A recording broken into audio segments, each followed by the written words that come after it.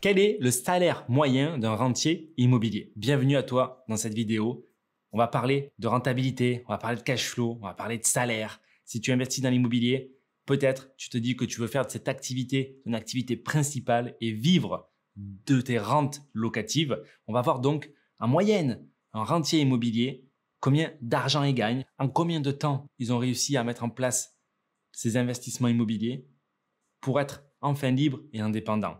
Si tu ne me connais pas, je m'appelle Julien Malingo, je suis le directeur de l'école des investisseurs et avec mon équipe, on accompagne des centaines de personnes toutes les années à investir dans l'immobilier pour créer leur liberté et indépendance financière grâce à des stratégies à haut rendement. D'abord, on va expliquer la théorie. Pour vivre de ces revenus locatifs, le salaire du coup d'un rentier va être calculé entre le montant des recettes locatives qu'il encaisse chaque mois provenant de divers modes de location. Ça peut être de la location nue, meublée, colocation, courte durée, tu m'as compris, même de l'achat-revente éventuellement, et des dépenses qui sont liées à la maintenance, à la gestion de son parc immobilier.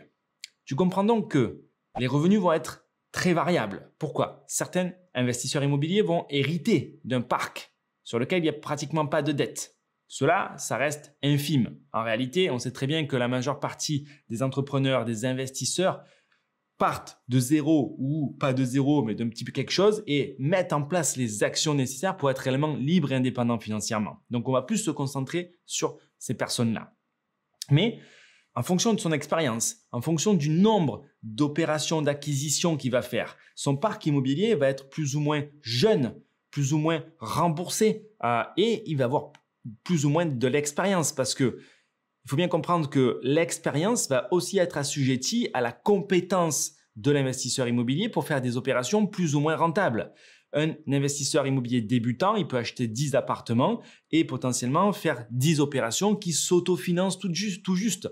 Donc, c'est pas parce qu'il aura 10 appartements sur une valorisation peut-être de 200 000 appartements chacun qu'au total, la valeur de son parc lui permettra de vivre. Peut-être que ça sera uniquement des dettes et des charges. Donc, on va vraiment se concentrer sur les membres du programme Investpreneur sur lequel on leur garantit de faire 1 000 € de bénéfices nets par mois avec une seule acquisition. Logiquement, là, en moyenne, on est sur des budgets de 250 300 000 €. D'accord? Au moins, on a des choses comparables pour parler de choses concrètes. Et là, l'expérience montre qu'en moyenne, un investisseur immobilier appliquant des stratégies à haut rendement va générer 5% de rémunération par rapport à la valeur de son parc qu'il a créé. Sur des stratégies à haut rendement, on n'est pas dans des grandes villes, on n'est pas à la campagne non plus parce que tu comprendras que le coût total varie en fonction de la localisation également, même si il passe à l'action et qu'il n'a pas hérité.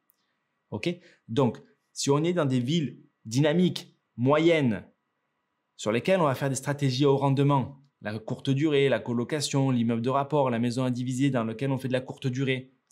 Là, en moyenne, ça va varier, allez, c'est la moyenne 5%, ça va varier entre 3, 6, 7% du coût de salaire qui sera encaissé avant impôt par rapport à la grosseur du patrimoine du membre. Je te donne un exemple, 600 000 € de parc locatif, 2 appartements à 300 000 € sur un membre qui utilise une stratégie Investpreneur qui génère au minimum 1 000 € de cash flow net par mois une fois qu'il a payé les charges, la mensualité et les impôts. Ça veut dire au minimum 1 000 € du coup par appartement, soit 2 000 € par mois, puisque dans cet exemple, il a 2 appartements, 2 000 € sur 12 mois par mois. Ça nous fait 24 000 €. 1 000 €, c'est vraiment le minimum.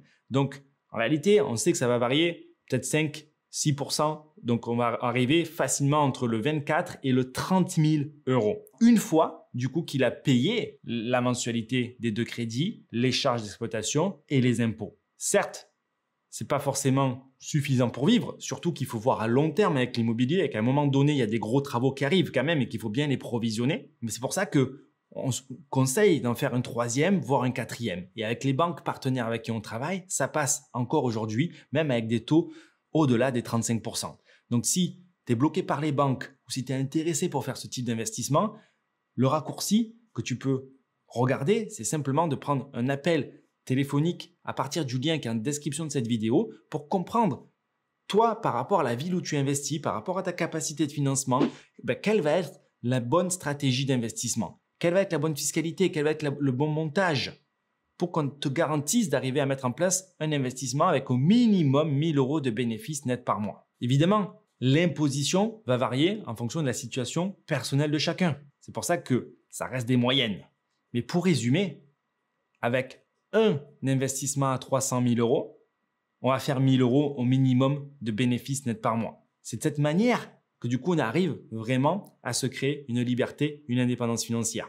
Et comme je t'ai dit, c'est uniquement par rapport aux données des membres de l'école des investisseurs. Parce qu'on pourrait faire des aléas, une réponse très généraliste du rentier immobilier. Mais s'il a hérité, évidemment, la réponse est totalement différente. S'il prend des stratégies d'exploitation beaucoup moins rentables, il va acheter des dizaines d'appartements et arriver tout juste à s'autofinancer et avoir des dettes à rembourser tous les 2-3 ans parce qu'il y aura de l'argent à rembourser pour que son investissement continue et perdure. Donc, ça, c'est purement par rapport aux résultats des stratégies mises en place au sein de l'école des investisseurs. Si tu as des questions par rapport à tout ça, n'hésite pas à les poser en commentaire, je te réponds avec grand plaisir. Tu sais que tu as sur cette chaîne aussi beaucoup de vidéos, beaucoup de contenus qui te parleront de cette stratégie d'investissement. Tu peux les regarder en cherchant un petit peu sur la chaîne. Abonne-toi aussi pour ne pas manquer les futures vidéos qu'on publiera. C'était Julien Malingo. Si tu as d'autres questions, réponds-moi. Moi, je te retrouve prochainement dans une autre vidéo avec grand plaisir. Ciao!